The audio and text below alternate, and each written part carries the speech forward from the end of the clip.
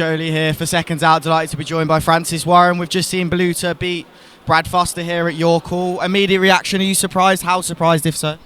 No, I mean, not surprised. You know, they're two guys at the top of the game, especially in European super bantamweights. European level at super bantam. Could have gone either way, but the judges tonight preferred a pressure fighter to probably cleaner punches from Brad to pressure put on by Ionut. Not surprised, and I wouldn't be surprised if Brad had won it. I just think it was a great fight, really one that you'd sit back and watch a few times again. Both guys gave everything, and just one of them that you sit back and enjoy. How did you score it, Francis? I had it a draw, honestly and truthfully. I thought after 4 it was level. I thought Brad then had a couple of nip and tuck rounds, and I thought Ionut finished a bit stronger. What do you think is going to be next, being that you're with Brad? You've had him for a while now. What do you vision next for him? I know this has just happened. Listen, we've got super bantamweights coming out of his, so we've got fights we can make with Brad with Chris Bulk. We've got Liam Davies fighting Mark Leach. Winners, losers, who goes where, it doesn't matter. They're all going to be good fights, and they're all in the mix. So obviously we've got Andrew Kane as well, and I think Andrew Kane and Ionut Baluta is a serious fight to make. That's a fight. So that's one I'd like to see. I'm sure both guys will look at. Real contrasting performances tonight. I think Ionut might want a little bit of time off after that. Andrew want to go probably tomorrow. But there's some seriously great fights that we can make within that super bantamweight division, just within our stable. And I think everyone should keep fighting each other. And obviously you've got the top of the tree. We've got Jason Cunningham and Zolani Tete fighting in July. So that's a cracking fight that we've lined up.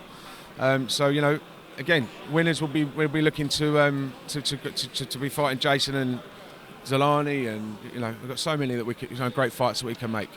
Raven Chapman, the first woman to box on BT Sport since Nicola Adams, tonight with a round 1 stoppage as well. How happy are you to see women back on BT Sport and that performance as well? Raven was raving. She was absolutely brilliant, and just looks so strong and just so powerful and so determined, and in the ring, she couldn't be more contrasting to what she's like out the ring. She's absolutely delight to be around, and everyone's warmed to her so much. But in the ring, she does her business, and I think she's going to go a long way. Sure. What's the latest with you guys? Do you know anything about Tyson? Whether he's going to be back, whether he's not? What was the last thing you heard from him? The last thing I personally heard was him singing in the ring. Listen, he'll do what he wants to do. I'm sure he'll be the first one to let you all know, I'm sure. Do you guys have a time frame, or do you feel like it could be from the next month to the next 2 years before we hear anything? No idea.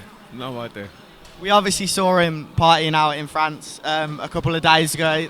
There was a video of him outside a taxi. I think he kicked a taxi. What did you make of it? Because everyone's talking about it. Seen it, mate. I haven't seen it. What did you make of it? Have you heard? No. No, don't want to talk about it? I don't know what you're talking about, so it doesn't interest me. No, listen, it doesn't interest me.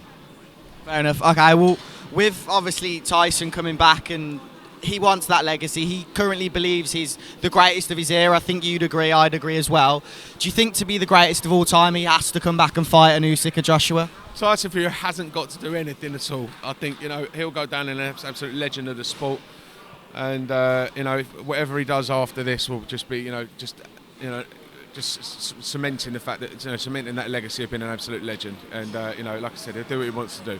Listen, I don't want to speak out of turn.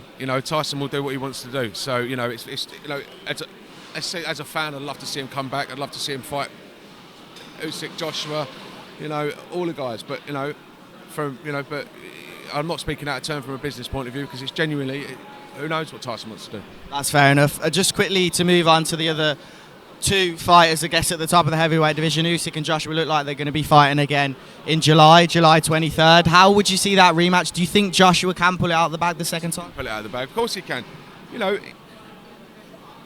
Only Joshua hasn't become a poor fighter overnight. He obviously got it wrong that night, like he got it wrong against Andy Ruiz, and he put it right against Ruiz. So who's to say he can't go and put it right against Usyk?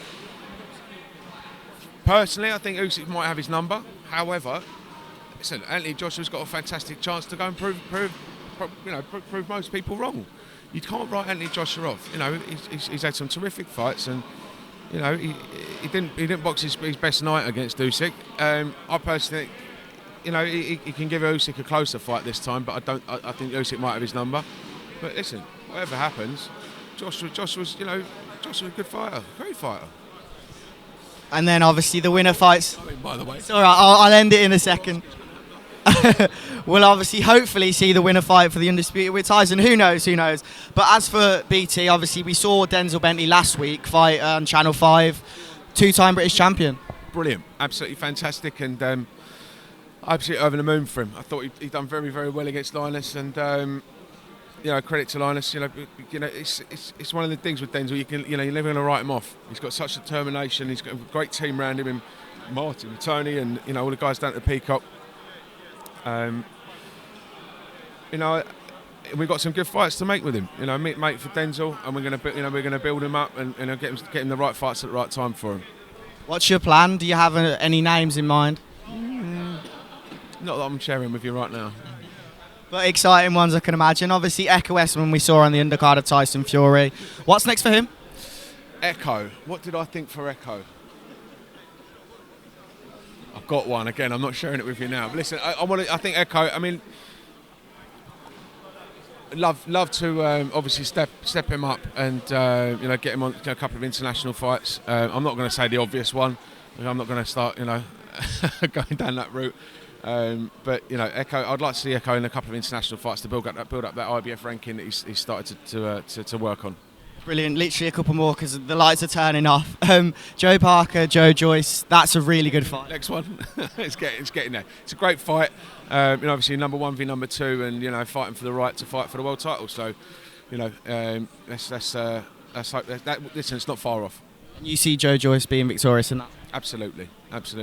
Last of all, Tommy Fury. What's next for him after a fight on Tyson's undercard? Tommy, more than likely fight.